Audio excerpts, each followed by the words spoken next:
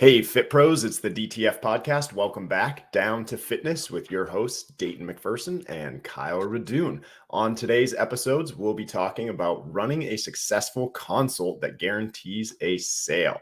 This will be a three-part episode. This first part's going to be the assessment. Good morning. What's up, Kyle? I'm excited for this one, man. Dude, I know we probably say that on every single episode, but Yeah, the ones that come to getting new clients and making money do jazz me up a little bit because and I know we've said it before, but one of the hardest things in fitness is we're so passionate. We want all the clients in the world, but we have no idea how to sit them down and say, hey, you need to hire me, and then actually have them pay you by the end of it. Yeah, everybody always gets into this industry because you think you're promised all these amazing clients. Like, oh, I just got my certificate. I'm going to start training 40 hours a week. We've talked about it before. It doesn't happen. And then you realize that you have to sell personal training and sell yourself. And some people just don't feel comfortable with that and they have to learn it. It is a process. And Kyle and I are pretty damn good at that process. We actually used to teach the workshop together when we were together at Health Tracks. It was a 4-day workshop. And we're going to go over basically part one of that workshop. In a consult, there's usually 3 parts that we like to focus on. Typically, trainers want to focus on part 2, which is the workout. They just want to get people out on their floor, out on the gym floor, show off their stuff. That's why you got into personal training. You want to work people out. Well, we're here to tell you that may not be the most important thing for them. And then part 3. I would argue it's the least important. Yeah, I probably would too. Part 3 is going to be like your close or your pitch, professional recommendation, whatever that you want to call it. That's where you sit down, go over objections, tell them what they need to get those goals that they so desperately need. And there's some sort of exchange with money, hopefully at the end for your services. But part 1 is the Q&A and assessment. And we're going to go over that one. So let's get this one started off with setting the expectation. What the hell are you going to do in this consult? Because Kyle and I have been around the industry. We've gone to conferences. We've heard probably over 100 to 200 different ways that people do these different consults or onboarding processes. We call them healthy starts at Health Tracks. I was at a conference in Dallas over this past week. I heard new member orientation, strategy session, journey session. Doesn't matter what the hell the name is. Kickoff. They're pretty much all the same. Yep. You could, isn't there a saying you could tin foil a rock and put it on your ears, but they're not earrings or something? I don't know. You get what I'm saying though. It's all the same. All right. So with that, what we wanted to say is for your gym, if you are a studio owner, you're doing this on your own, or maybe you're in a big box gym, it's important that you have the session defined. So what's the goal of the session? What's it going to look like?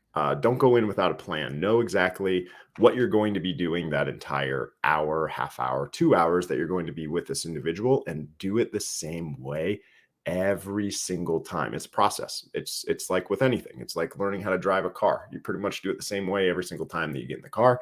Same thing with your Q&As, your assessments, your workouts, your professional recommendation. I can pretty much verbatim say and know what I'm going to do in that session. And it's the same for everybody pretty much. And it freaking works. And if I could just jump in and add a little something there, the reason why it's so important to have that plan, and I don't want to say script it, but basically a script of kind of what you're trying to accomplish.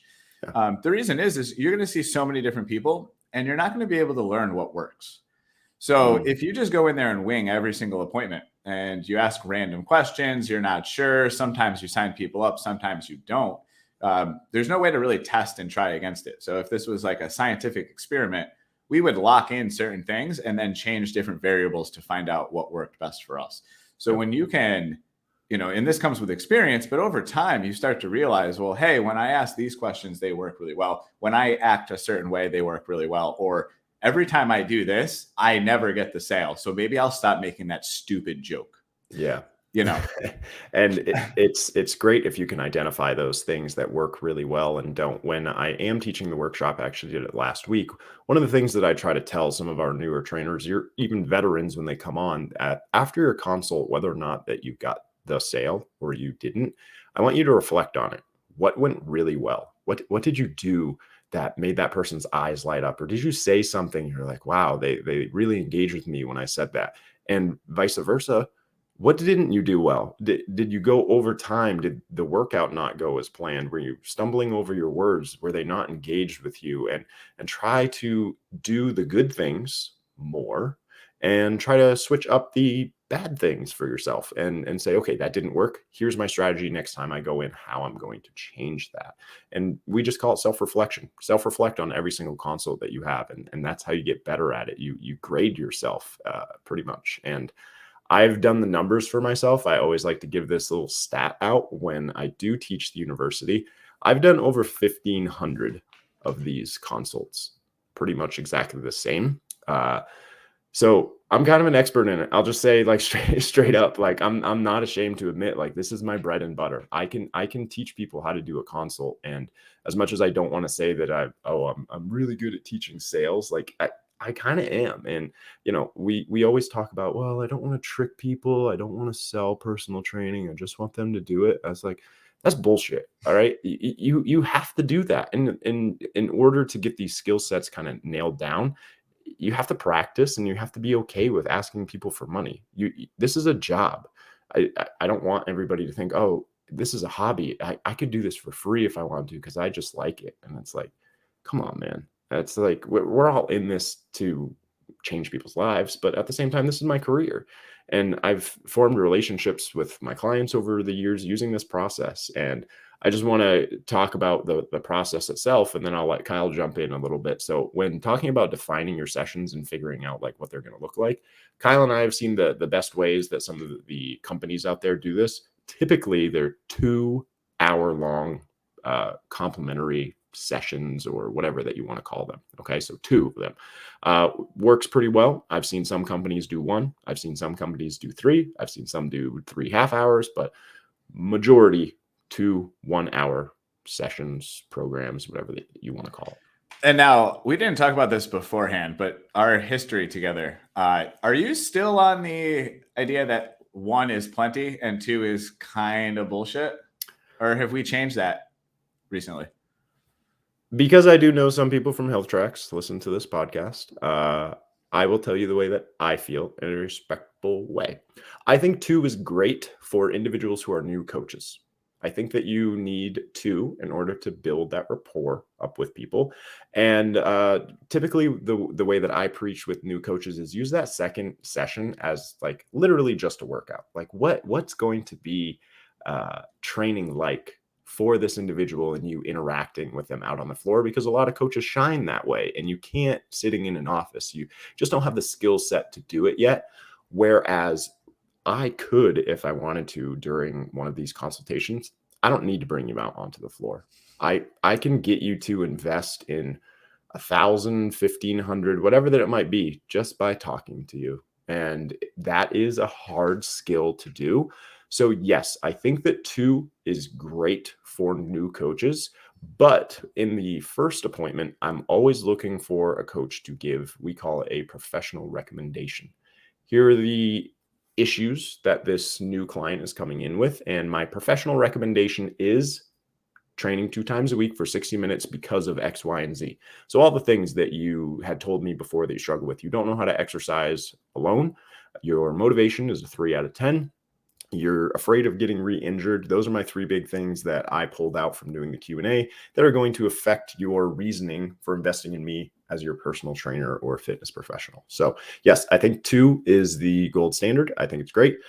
If you own a studio out there and you're really good at it, you can probably just do it in 1. But for the most part, with those larger, big box gyms, you have a lot of turnover and things like that with people coming through the door, personal trainers and things. So 2 is going to be best for them. Absolutely. All right. So I brought that up not to put you on the spot, because that's okay. Yes, I thought I did fine. No. Oh, of course. Yeah. No. And we never want to put you in hot water there. But I don't work for Health Tracks, and I love them. I think everything that they do is great, and I have nothing bad to say about it. What I will say is that I used to be the one that swore by 2 appointments, and this has changed for me, and that's why I wanted to bring it up on the episode today, because when we did our workshops and we had trainers sitting in front of us asking us questions, and we would say, here's the first one, you got to get XYZ done. And then our second appointment was kind of, everything else, give you your second shot. And it was, you're going to do your best. And I would argue that It was a great opportunity to build more rapport. I couldn't really teach them what I wanted to teach them and show off my skills in one session. So the second opportunity was that trainer session to really show them, the greatest workout they ever had. So I really support that. And I think the reason I support it is exactly what you said. New trainers need that time to fumble through the first assessment, then show off what they're made off of as trainers. Mm-hmm. With that said. Yeah. Do you say something? So the other thing about doing 2 appointments as well is we all know that it's hard enough to get people in our schedule, right? To get a prospect to book an appointment. If you have 100 members, let's talk big box gym. You have 100 members at, LA, Planet, Globo, Workout, World 24, Fitness Tracks. Any of those, you're going to get 100 members every single month, let's say. Of those 100 members, probably if your sales team is really good, you'll get 50 appointments booked for your said consult. Of those 50 appointments booked, the ratio of people that will actually show is about 60%. So we went from 50, now we're down to 60%. Make it easy. We'll call it 30 people are going to come and meet you out of those 100. They're there. Now, if I don't give them a professional recommendation of how often that they should train after the first session or during the first session, and then I use that puppy dog close to say, oh, well, I'm going to book you for your next one, and then we'll do a workout and I'll give you my professional recommendation. Of those people that do the first consultation and book the second one, the show ratio on that is closer to like 30 to 40%. So of your 100 members, if we do the math right, 30 of them came to that first appointment. And now you're looking at maybe 10 coming to that second appointment. So 10%. Then if you're only trying to close the sale or get them to invest on the second appointment and your sales skills are low, now you're looking at 3 out of 10 people that are going to buy out of 100. Mm-hmm. So we started with 100 people and we whittled our way down to 3. Yeah. And it's really amazing when I say that. So my whole point is that you will give yourself a better opportunity to have more clients if you are successful in giving a professional recommendation and your sales skills are honed. If you do it in your first session, and I'm not telling you not to do the second session, I'm going to give a professional recommendation on the first one. If they're ready to go ahead and start, cool. We don't have to do the second appointment. If you're not ready to start, you want to go home, you want to think about it, cool. I'm going to book you for that second one. We are going to work out. At the end, I'll give you my professional recommendation once again. So now I'm going to get you with 2 professional recommendations. It's exactly the same. So that's just the way that I feel. And the last little tidbit I throw on there is that you did that with a 33% close. The trainer that probably finds themselves using that many steps probably doesn't have a 33% closing ratio. No. So they probably are more like a 15 to 20% close. So now we actually talking maybe 1 or 2 clients. Yeah.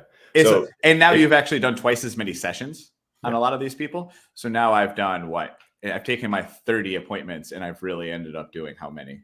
Yeah. To not get. So anyways, I didn't want to end up on that kind of rabbit hole. Where I was going with this is that if you are good and you have the experience and you understand these key important parts to your assessment, we don't have to go into that second hour. And I've changed my tune on this because when I had all those people, I had all the time, I was in the gym all day. It didn't matter to me that much if I had to bring them back for a second appointment.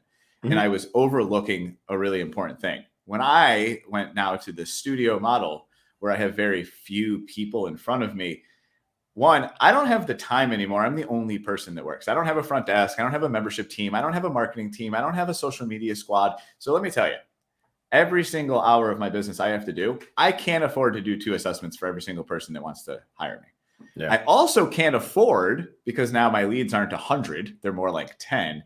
Right. I have to make sure that every single one of them signs up. Right. So now, how do I take 10 people, book 10 appointments, and close all 10 of them? And that's what we want to talk about today. Right. Well, yeah. I mean, Kyle and I can probably close on a good day 8 out of 10 people. Yeah. Yeah.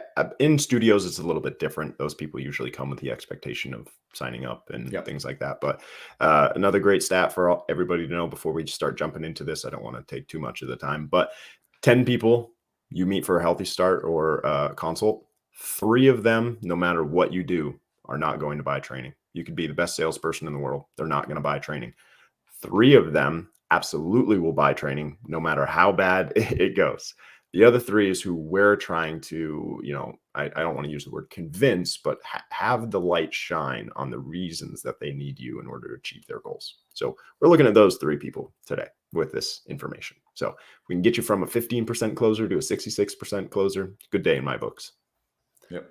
Yeah, no, so transitioning those three into signing up versus letting them go is the difference between making it or breaking it in this industry. Mm-hmm. But you're right. Three people are going to walk in. They literally Googled, I need a personal trainer and I have money and I'm going to pay you whatever. Just take my money.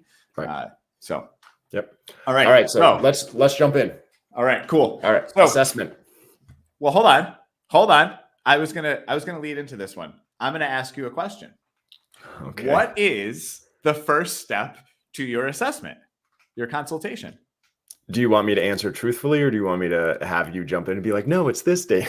I want you to know, what is the first step to a good consultation? First step to a good consultation is building rapport even before they come in through the door. And how do we do that? Either by a 24-hour confirmation phone call, or if you're really good in the industry, you are going to call them twice. So the first one, if you book them a week out, I'm going to call them about 2 or 3 days later. All right.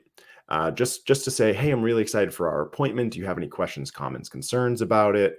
I'm really pumped for you to come in. It's going to be a great experience for both of us. Then I'll do a 24-hour confirmation phone call just to remind them, same way that when you go, to the dentist, get your teeth done, go and get your hair cut, whatever that it might be. During that 24-hour confirmation phone call, what I'm going to do is I'm going to offer them a free gift. I'll have a free gift waiting for you at the front desk when you come in. Would you like a t-shirt or would you like a water bottle? Do you know why I do that? Because now they feel compelled to come in because I'm giving them something for free that's tangible, rather than they just see it as a free session. And, now I'm going to give you something for coming in. When that happens, typically anywhere between 60 to 70% more likely show ratio, just by offering something. Offer them something small. Offer them a mini band. Offer them a water bottle, a free guest pass. Like, it doesn't have to be a lot of money. Just offer them something free. Which one would you like? Which option works best for you? Right, Kyle? And we'll talk about that. You have a which close on my free gift? Yeah. Which option works best for you? Oh, I'll take the water bottle. Great. I'll have it waiting for you at the front desk. Awesome. Cool. So that's the first thing, 24-hour confirmation phone call. Then they're going to show up to the gym and we're going to go through our meet and greet. So our meet and greet, Kyle had talked about this a couple weeks ago. You want to try your best to meet them at the front desk. If you're coming from another appointment, you might be running up there, whatever that it might be. You want to thank them for coming in. Thank you so much for making the time to meet with me today. It's really important that we do that. Everybody's busy, not just you. They're busy too. They got stuff going on. Make sure you know their name. All right. That's really important. I see that a lot with coaches where you may call them the wrong name and you just completely lost their interest. It's over before it started. And my hack right here, I'm the king of screwing up your name. I've been known for this forever. Yeah. You know how I fixed it? I wrote their name out on the sheet before they got there. Exactly. I would have my consultation form right there. I had already written their name and all their information that I knew about them. Mm-hmm. And actually, if we back up to that confirmation phone call, or even maybe when I booked the appointment, that first call of the two, I'm asking questions like, what are some of your concerns? Because then they tell you things like, my knee's been really bothering me. And you find out that they were really scared to meet with a fitness professional because they had knee problems. And maybe in the past they had a trainer that hurt their knee, or they have a bad back. So sometimes getting that out will actually help improve their show percentage as well. Yeah, so and they'll be more open during the consult as well if you're already asking those questions too. And you said something that I want to bring up that drives me insane. Have damn forms ready. All right. Don't walk them into your office or wherever that you do your consult and start rifling through your papers. Oh, shoot, we don't have any printed off. I got to go do that. Oh, damn, I can't find a pen. You just look like a hot mess. And again, you've already lost them. So I've got my black pen ready to go. And I've got my forms ready to go, ready to start this appointment. And I look professional. And Kyle, why do we want to use a black pen? Well, I was going to ask you about the black pen, but I want to go back to that phone call thing, because the other thing about the phone call was the injury stuff. I've written that down on my forms because not only do I need to have my name on that form, but I want to remember all about that knee injury or that story of the trainer that hurt their back. Because if I go into this consult after calling them and having a conversation and I forget and I don't go, all right, and I know you don't have any orthopedic concerns and this and that, and they go, you don't even care about my back. I told you about it. Right. You're trying to prevent some of these immediate losses of the sale, because the second you showed that you don't care, or you weren't listening, or you weren't paying attention, you're done and you're dead in the water. Yeah. So writing those notes down from the phone call prevents you from looking stupid, and you actually look incredibly intelligent when you can recall all that information. Boom, boom, boom. All right. Wait, you remember all that stuff about me? Yeah, of course I do. That's my job. Yeah. You said it's my job to take care of you. And if I don't do those things, I can't take care of you. Right. So that all falls into where I was really going with this is professionalism. So if you're going to ask someone to give you $100 an hour, you better be a damn professional. That's right. Because $10 an hour trainers are unprofessional, and that's fine, because I'll pay you $10 an hour to be a jackass. Yeah. If I pay you $100 an hour, you better be prepared. You better be buttoned up, tuck your shirt in, tie your damn shoes. Like, don't be a slob. And now, going into this where Dayton was, sorry. That's okay. So I was always bringing it up to you. So black pens. We want to use black pens because your brain can register the color black very, very easily. So if you write your own name down on a piece of paper, it looks at the piece of paper and says, oh, that's Dayton. If you use any other color black pen, what your brain has to do is then convert that color into the color black. I know it sounds crazy. Look it up. It works. So when we're doing this and we're going through a professional recommendation, we're writing things down for people, they register it faster and they make decisions easier. You're skipping a decision step. That's all that we're doing, because at the end, when we give a professional recommendation, we're asking somebody to invest and make a decision. I have eliminated one of those decisions already with your brain converting a color to black. I know it sounds crazy. Yeah, if you're ever unsure of something, like you don't know if you want to buy it or not, and you're going, I really want this, but I don't know if I'm not going to make the decision right now. You don't know why you don't want it. And that sometimes is just your brain playing tricks on you. Any hesitation creates doubt. And if I can eliminate, even if it's a micro fraction of hesitation with 1,500 consultations, maybe that's 15 clients over the course of 10 years. So I'm going to do everything that I can to get a new client. And if that means I always have a black pen, I'm going to have a black pen. I'm not going to use gel pens. I'm not going to use blue. I'm not going to use red. I've got black pens all over the house. There's hundreds of them all over the house, in my pants, in my bag. They're black. They're not blue. When I learned this, I went around the clubs and I threw out all the pens. So I went somewhere a couple weeks ago to a facility, and I met with somebody, and they gave me a blue pen as like a goodbye gift, and I threw it in the trash. But now it's funny. Now, if you actually know, like other like official documents, I'll use blue pen because it doesn't look photocopied. So in my gyms, I would throw it all out, but the back office people, like the accountants and all the teams, would be like, I can't find a blue pen in the place. I'm like, nah, we're in sales, so we don't do blue pens. Yeah, we don't do that. All right. So the next piece, we've got our forms. We've said thank you for coming in, all that good stuff. The next thing that we want to do is find something that we can connect with them about, whatever that it might be. So I always like to give real world examples. A couple of years ago, my very last new client that I took on, I did a healthy start with her. I wasn't supposed to, because the coach she was supposed to meet with was sick. She comes in, she's wearing a Yukon t-shirt. And I just started talking about UConn with her. My wife was getting her PhD at UConn, and we just talked. We sat in the office and literally just talked about UConn and how her experience was there, and how she was a professor there for a long time, and she worked in the same building a long time ago that my wife was currently in. Didn't take her out on the floor, nothing. She ended up purchasing training just because of that. So if you can find anything, connect with those individuals. Doesn't matter what it is, shoes, watch, they got a hat on, they got a shirt on, whatever that it might be. Maybe it's where they're from. I don't know. Find something, connect with them. It'll allow them to open up to you, and the appointment will go so much better.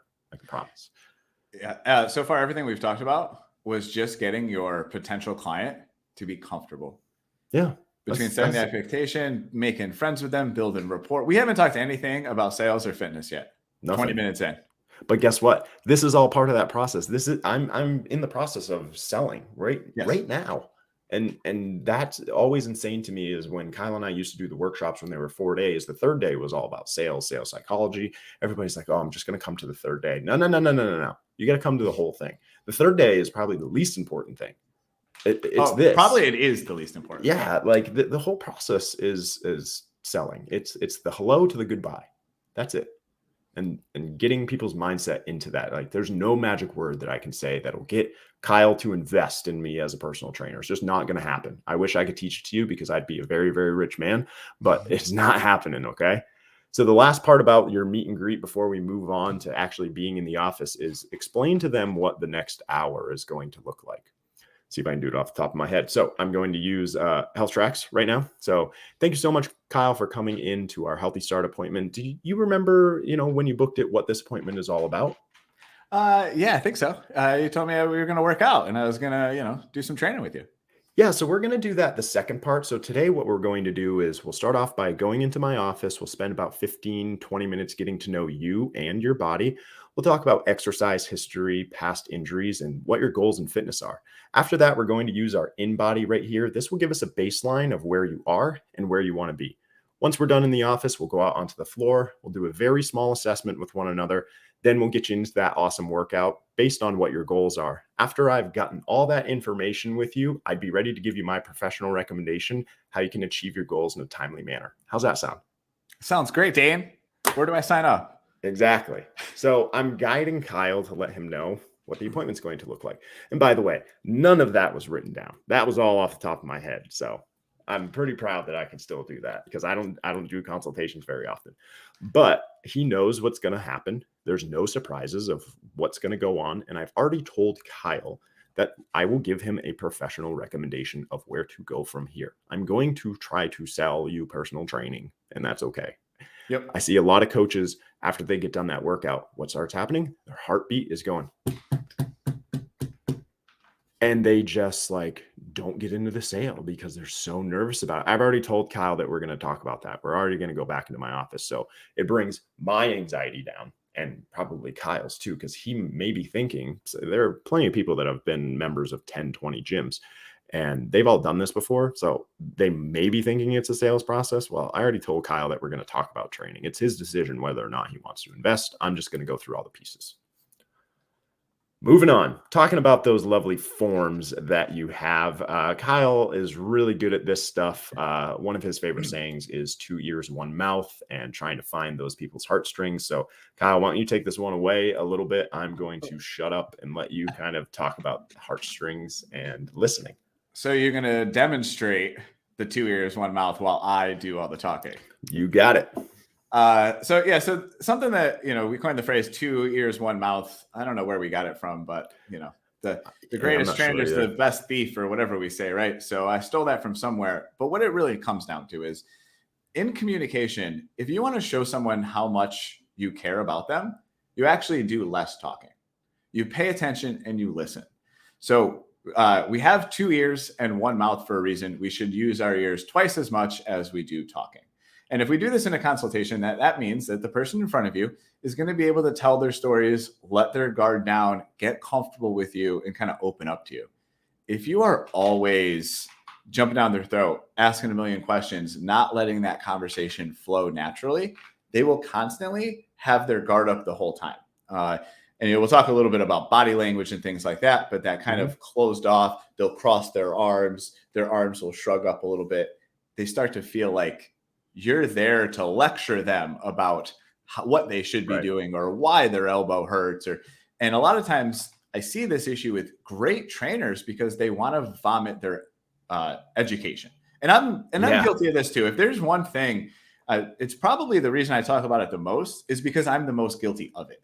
Because, the truth is here we are. We like to talk, start a podcast because I can talk forever. Yeah. You come to me and be like, well, I've been sitting at my desk forever. My shoulder always hurts. Every time I reach up in the cabinet, it hurts. And they say, so I can't lift weights. My inclination always is to jump in and describe the importance of weightlifting and how the front of the shoulder is tight and weak and the back of the shoulder is weak. So we need to strengthen it up and get your posture and get the shoulder. It goes right over people's heads. Right over their head. And then they're looking at you and they're just kind of like, they don't care. I just want to sweat and lose 10 pounds. Right. Now, they don't understand that they can't sweat and lose 10 pounds if they can't use their shoulders. Right. But this isn't the time and the place for that. So right. You do that after. You do that when you've built that rapport. You don't have to do it right now. I've seen tons of coaches. I know Kyle has too, talking themselves out of a sale. Just skill set to shut your mouth. Yep. So it just going back to that, listen, take your notes. So you got your consultation form in front of you. Ask the question, sit back and take notes. Let them tell their stories, find out all, and then my questions, I'm just nudging them a little bit to get them to dig deeper into their stories. Right. Oh, I want to lose weight. Why? Tell me more. Tell me more. How much weight? Hey, you said they'll talk about weight loss, and then you're like, you want to ask more questions, and we'll talk about dig deep, not wide. I think probably going to go into that here in a second. Yeah. But as we're digging into those questions, I'm just kind of nudging them to go further into the rabbit hole and find what we call their heartstring, because their emotion for why they're in front of you is the reason why they're going to hire a personal trainer. Mm-hmm. Right. So you look like you're ready to jump in there. You want to say, well, when trying to find individuals' heartstrings, and that's why we talk about dig deep, not wide. So an inch wide, mile deep. All right. Their goal is not to lose weight and gain strength. That's not a heartstring. Everybody wants to do that. I want to do that. Kyle wants to do that. Okay. Like, why do you want to be here is the most important thing. And the way that you get to that is by asking over and over and over again, why? In an intellectual way. So if Kyle says, I want to lose weight, then I would say, okay, Kyle, tell me a little bit more about that. How much weight do you want to lose? Well, I want to lose 50 pounds. 50 pounds. And how did you come up with that number? Well, I used to be this weight when I got married and I looked really good. Oh, you're married. That's fantastic. So when you got married and you were that weight, how did that make you feel like walking down the aisle? Oh, it made me feel really great. I looked wonderful for my wife, and my family said that I all looked great. And unfortunately, over the last couple of years, I've just put on a lot of weight. I'm in pain when I get out of bed. So what I've discovered just by asking why is that he had a lot of confidence when he was that size or this individual, and they're in a lot of pain now. Those are more important things that I want to focus on than you want to lose 50 pounds. Cool. Everybody needs to lose weight for the most part in America, but why do you want to lose weight? I can help you with that better. And then what I'm going to do is repeat and remind them of why they're in this session with me the entire time that we're sitting down. So before we start talking about that piece, let's go into mirror and matching, toning. So actually, the imagery thing is really great. Yeah. Because I know it's something that they can. You're trying to get them to attach themselves to this goal. Now they say it's weight loss, but it's not a visual or aesthetic goal. It's actually a feeling. And what you did there is you tied an emotional feeling and a time of their life where they felt a certain way. They felt happy. They felt confident. They were proud. They were getting married. They were doing all these things. Now those are going to remind them of these positive memories around this thing. A lot of people come into fitness and have negative ideas around fitness. So if you change the mindset to a positive mindset, now we're also going to increase their ability to want to change, to want to go back to that. So you tied their feelings to this weight loss goal. So now it's not weight loss. It's I can help you get back to that feeling of being a badass. Don't you want to go back to that? Everybody wants that feeling. Everyone wants. And now also as a successful trainer, and we'll skip way ahead, 6 months down the road, when they have only lost 5 pounds, they don't cancel on you because they didn't achieve their goal of 100 pounds weight loss. You remind them how freaking great and strong and confident they feel, and you'll change their whole life. And it was never about weight loss, and you'll keep them forever. Yep. So confidence is king, baby. So still in that consult, mirror and matching, which I think we've touched on before, Kyle, or no? Okay. So mirror and matching, I'm just going to not mimic, but kind of be the same person that Kyle is. I mean, we already act pretty similar anyways, but in a consult, if he's got his arms crossed, I necessarily don't want to cross my arms, but I'm not going to lean all the way into the table and have a conversation with Kyle. If he is leaned into the table, I'm going to do the same. I'm a big leg crosser. So if he's got his legs crossed, mine will naturally do it as well. I'm going to try to mimic his tone, his appearance, and kind of what he looks like. And it just naturally happens if you're really good at it. You don't have to think about it anymore. And we even want to do that when we're out on the floor with them. Kyle and I always talk about levels. So if you have a client who's doing a plank down on the floor, I'm going to kneel next to you. 1 knee, not 2 knees. Don't sit on the floor. Please don't sit on the floor if you're a personal trainer out there. All right. It just doesn't look professional at all. And then after, we start to form this non-speaking relationship, you start to feel a part of a community. They've done lots of studies on this. If you take a room full of 100 people, 50% of the room will kind of be doing the same thing as the other 50% of the room. It goes back to like indigenous peoples and wanting to be part of a tribe because they used to take care of each other. So you want to be around people that you feel safe and you want to be taken care of and take care of them.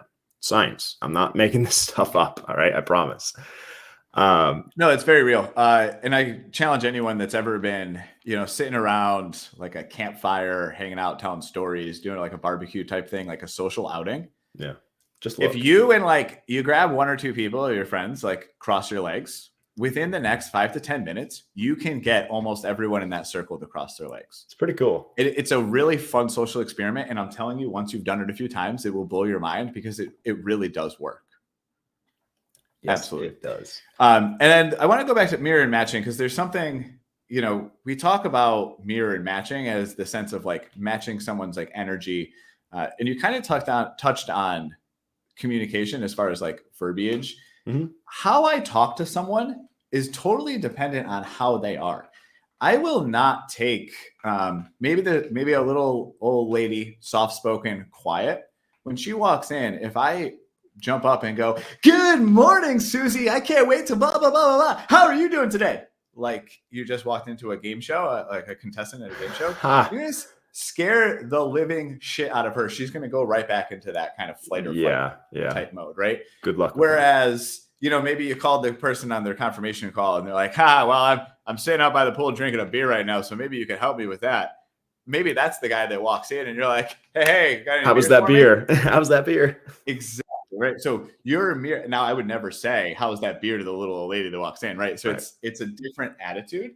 And then when you're communicating with someone, if you watch their facial expressions and how they move their body, you can tell exactly how they're receiving the information. If they're looking around the room, they're not paying attention to you, you've obviously lost them. So bring it back into something that they care about. Talking about that shoulder injury thing. They're here for weight loss. I'm talking shoulder injury. They're looking around the room. They're checking their watch. They're looking for time. Right. You find someone start leaning back away from you and you lean in, it's really awkward and uncomfortable. So when we say match them, like lean away, they clearly don't want you in their space. Right. So, and these are things, let me tell you, how many people just in life I meet, like just making friends out in public that don't understand basic social cues. When someone crosses their arm, checks the time and keeps looking away, do something else. Talk to someone else, go somewhere else. Yeah. They don't want anything to do with you. Yeah. Get away from me. Get away from you. Right. Let's continue on communication. All right. So I have some words that I want all the fit pros out there to get rid of in your vocabulary. These are like my least favorite words in the industry. When I hear them, I get a little tick and my head starts to twitch and my ears start to bleed. They're horrible words. So these are Dayton's naughty versus nice words. So naughty, bad words, nice words I'd like you to replace instead. So the first one is, can you fill this out? You get that all the time at the doctor's office, right? Can you fill this form out for me? Doesn't sound very, very professional. Sounds too pushy and no one likes being told what to do. So instead, I would say, can you please provide me with some information so that I can best serve you or best help you or best coach you? Sounds a lot better. Don't tell people to fill a form out. All right. It just sounds bad. The next one, if you at your gym sells a grouping of personal training sessions, please don't call them a package. Yeah, Kyle just did the throw up face. That is a program. So we sell 12 session programs, 24 session programs, 48 session programs. I don't sell 12 packs, 6 packs, 8 packs. It like pains me to say that word because a program like Kyle and I talked about a couple weeks ago is everlasting and it's progressing. A package indicates that there is an end. It's like going out and buying a package of soda. There's 6 cans and a thing of soda. After that 6, it's done. Then you can go choose whether or not you'd like to buy another 6-pack of soda or not. Same thing with personal training. If you say pack, they're like, okay, I get 12 and then I'm done. If I say 12 session program, after 4 of those personal training sessions, I'm going to start telling you what we're going to do in your next program. So your next program, we're going to be focusing on this. Your next program, we're going to be focusing on that. So it's everlasting, always ongoing. We're just doing a 12-week cycle pretty much right now. That's all that we're really accomplishing by saying program instead of package. Next ones are all kind of in terms of like buying things. So People don't buy personal training, they invest in themselves. So get rid of the term buy and switch it with invest. So investing in yourself is going to be X amount of dollars today. Today's payment is going to be X amount of dollars for your health investment, not I need you to buy another 12 pack. That was like the most disgusting like sentence that's ever come out of my mouth. All right. Next one, free. I always like to say complimentary. I do get some people that kind of push me on this one. You don't offer free sessions to people. You don't offer free anything. They're all complimentary because your time is not free, even if you aren't getting paid. Like if Kyle works in a studio and he works for himself, Kyle doesn't get paid when people come in for those, but he's using his time for this person's benefit. So it's complimentary. My time is not free. And the last one. Well, and on that one too, you also take away the value in what you do. Yes. Yeah. I am very confident and proud in the quality of the programs I deliver, the sessions I deliver, the consults I deliver. Yep. That even if I am not going to take money from you, that doesn't mean that there is no value. And Correct. when people hear free, people constantly like, oh, that's free. Maybe I'll grab it. Maybe I won't. It's free. Right. It can't have any value to it. Correct. So it's very much like I'm giving you something complimentary or and the reason I think people give pushback on us on not using free is because I can't put on an Instagram ad complimentary sessions because it doesn't look good. It just reads funny. It's not great for marketing.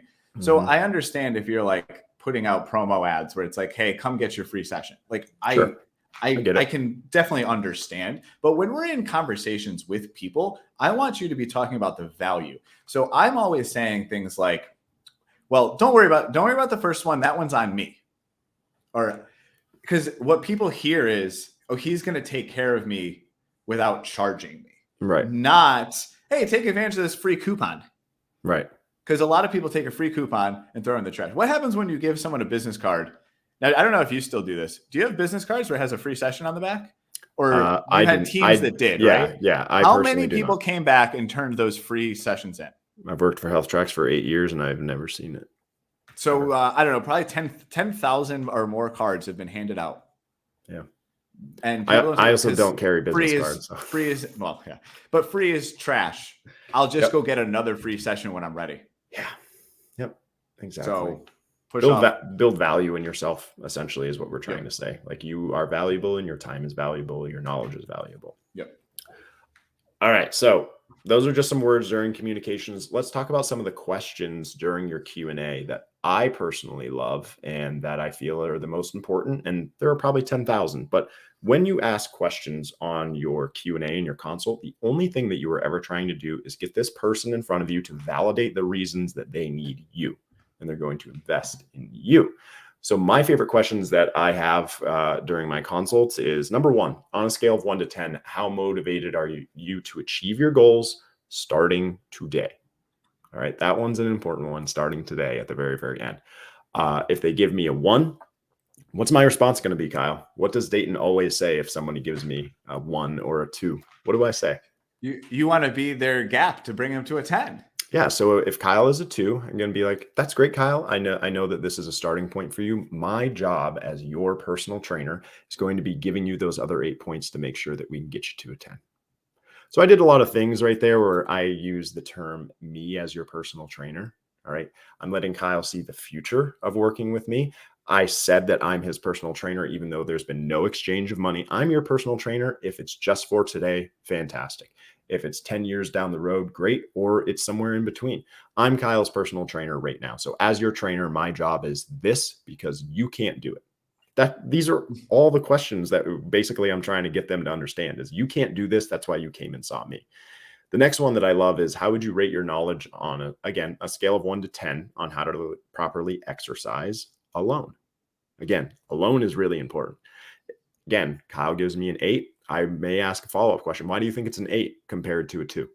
I've been in gyms a really long time. I pretty much know what I'm doing, and then I might say, Kyle, that's great. You're an 8. What I want to do is be able to go out on the floor and make sure that we're at an 8 so that you feel confident when you walk through the door. And if we discover, through our exercise workout together that we're not at an 8 together, I can definitely get you to that 8.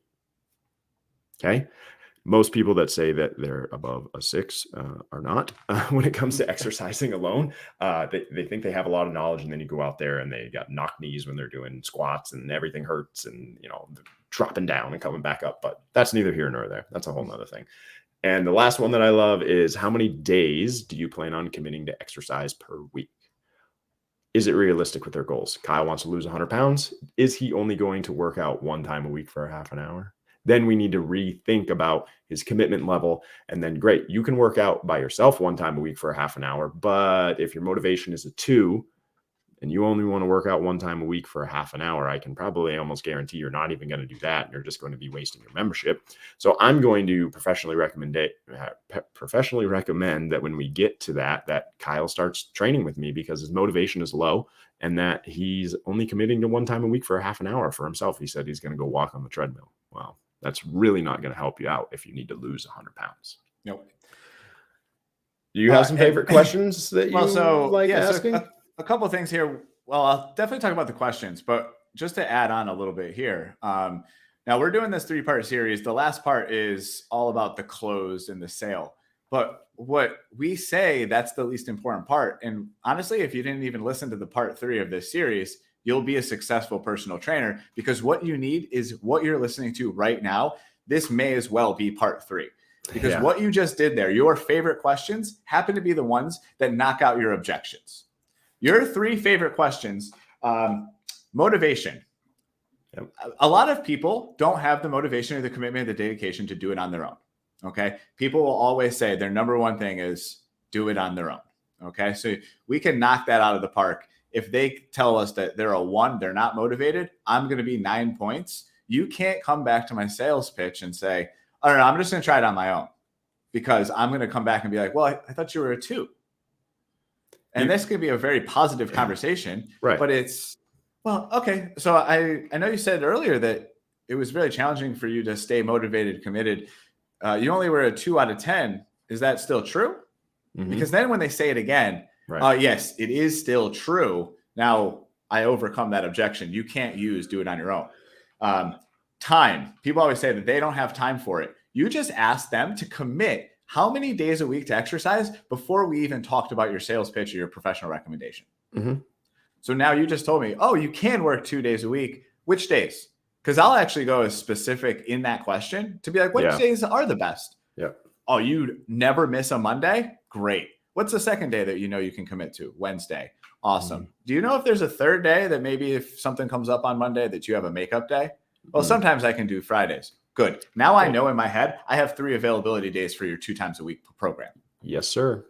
Yeah. Basically with objections, the way that you want to overcome objections is before they come up, after they come up, or never. I have found the most amount of success with knocking down those objections before they come up. So I'm trying to answer those objections right now. So when Kyle said it, I give my pitch or professional recommendation at the end. You can't say no, because I've already knocked down all those objections. And when you do give me an objection, Kyle said it, I like to call it giving back on a silver platter. Well, I can't, because I can't commit to the time. Well, you just told me that you can. And I just give my professional recommendation again. And then they're like, oh yeah, I did say that. I'm not putting words in your mouth. I'm asking you specific questions so that you can convince yourself, not me convince yourself that you need this. That's the only thing that I'm trying to do. I think car salesmen get a bad rap because what they do is they try to paint the picture of you in their car. I want to do the opposite. I want you to paint your picture of what your future is like, and I'm just going to be the transport to get you there. Right. I just provide you with that. So I just keep getting you to say all the things, right? Mm-hmm. That's all I'm looking for there. Yep. So as far as my favorite questions and answers, outside of obviously the ones that are going to help me overcome objections, they're going to be the ones that help me show off my ability as a trainer. So what I mean by that is I want to find out your exercise history, because if you are someone that has, maybe you tell me you're scared of barbells, or I always walk on the treadmill because I'm scared to put dumbbells overhead. Now, if you're a good trainer, I actually like to use those answers to put them in those positions where You are scared of the weight room because barbells make you nervous, or dumbbells make you nervous, or pushing something up over your head makes you nervous. Well, I can guarantee myself a sale if I can get you into those positions and make you feel comfortable doing them. Yep. So now, as a trainer, I'm going to show off how comfortable I can make you, how good and safe you are. Now, if you're not a good trainer, maybe don't test this on your first consult, but I've done this enough times where I can look at someone and be like, I got you. And if I can get that out in the Q&A so that when I do go on the fitness floor, I got them right where I need them to be. Yeah. To be successful. Exactly. The other thing too also is we know people sign up for gym memberships and they don't use most of the gym. So just getting them into an area that's new and exciting. So maybe it doesn't have to be the piece of equipment that scares them. It could be the piece of equipment they mentioned. My buddy always plays with those sandbags and I think they're so cool, but I have no clue what to do with them. I went to pick it up one time and it fell and I dumped sand everywhere. And it's like, let me show you. Yeah. We'll talk about that definitely in the demo training session portion of this 3-part series. So that would be part 2 about doing things that are new and exciting. Like that's very, very crucial to this whole thing. So the next thing on our notes, Kyle, I kind of want to skip. We were going to talk about assumptive selling and planting seeds. I want to save that until like the 3rd part. I think that would fit a little bit better here. We're having a good conversation about the setup. So I don't want to dive into like any salesy type stuff right now. So I'm good with, my portion of the Q&A. Do you want to move on to talking about some more assessment parts with the in-body and being out onto the floor? Or did you want to add anything else? No, I think so. When we talk about floor presence, let's leave that for part 2. Okay. And then, as far as, because that's part 2 is going to be all the training, the exercise, the programming, the interactions, and then sales at the end. So I think that's pretty good. The only thing that maybe would say is part 1 is that, you mentioned like the in-body, it's like measuring. Now, if you don't have an in-body, what I'm saying here is some kind of trackable metric. Yeah, a baseline. Now, and I want a baseline only simply because I want to be able to go back in 30, 60, or 90 days and show someone how much better they got. Now, if you're not in a fancy gym and you don't have a $5,000 or $10,000, body composition scanner, that's fine. It can be tape measurements. I know the handheld body fats are actually more expensive than most people realize. They're like $500. I used to think they were like $60. Honestly. Yeah, me too. They're really expensive. So even if you don't have those, I don't like calipers, but if you're a private studio and it's you and your clients, maybe calipers are the way to go, or tape measure. But then the other non-physical metrics, and this is something I've added into my programming a little more recently, is tracking things like their energy, how well they sleep, asking questions like that, because if maybe we don't lose any weight on the scale, maybe we gain 10 pounds of muscle, we lose 10 pounds of body fat, you're on the scale, nothing's moved. However, you notice that you can, get up and down from the floor, or you can play with your kids differently, or you've been sleeping so well, or your sex drive is through the roof. I want to understand those metrics because I want to go back and remind you of the baseline that you have improved. Because if you only judge your clients based on their scale weight, which most fitness professionals know that's stupid, the general pop still lives and dies by the number on the scale. So if you get someone that you might have changed their life and they're actually a pound heavier than when they joined, you might still lose them. Yep. So remind them of all the other metrics. So in this first part, it's definitely metrics. And I don't know what that is for you. Pick your own. Right. Maybe you don't feel comfortable asking about sex drive. I do, because I know damn well those middle-aged folks, when that starts to go down, their life changes. And if you can get it back, they don't care what they look like in the mirror, because the truth is that guy wanted to lose his gut because he wasn't getting laid anymore. He couldn't get it up. Yeah. Sex drives a lot more than we think. Yeah. So those are things that are important to me. So find your metric if you don't have an in-body. That would be all I'd say. Yeah. And Kyle said it really well, so I don't have anything to add. I do want to discuss quickly before we wrap up the floor assessment. Even though we're going to talk about part 2, which is the workout, you're still assessing them one more time after you do like your calipers or body fat index or whatever that it might be. Going out on the floor and doing an assessment, I like a lot because this is the first thing that I can do to really let myself shine as a fitness coach. So I don't care what anybody does for an assessment, as long as it doesn't take over 4 minutes, 3 minutes. Please, for the love of God, anybody out there who is FMS certified, do not use your FMS during your consults. And that is because the FMS is relatively hard. What? Put it in the trash. It's really hard. Most of you are seeing Gen Pop. All right. I would challenge even some of you trainers to do the FMS test and see if you fail at it. So now you're getting somebody in front of you who is going to utilize this FMS test that's never exercised. They're definitely going to fail. And then you're going to tell this person that they basically stink at exercise and they've got all this stuff wrong with them. And you've just turned this positive experience with trying to get someone fit into a negative one. Why would they want to sign up if you just told them that they're fat and they aren't flexible and they're in pain? Guess what? They already know that. That's when they chose to call you to come in. They know that they're out of shape. They know that they need help. So why am I going to spend more time on it, basically degrading them? It doesn't make any sense. Yeah, I mean, most people that walk in, I can be like, "Hey, touch your toes," and when they can't, I'm done. Like, I don't need to know anything else. The only thing that I do is not body weight squat, a box squat. So I'll instruct somebody, here's a box, said, sit down on that box 10 times. And they're like, how? I was like, I don't know, however you want to. Mm-hmm. And then I want to see what they do. And I can feel myself itching because I want to jump in on that, but this is totally part 2. So I'm going to cut it off right there. All right. Thank you, everyone, nice little for cliffhanger. Listening. Yeah, right. You got to find out. Wait a few more weeks for part 2, and then part 3 will come shortly after that. Thanks, guys. We'll see you later. Bye, Dayton. Bye, everybody.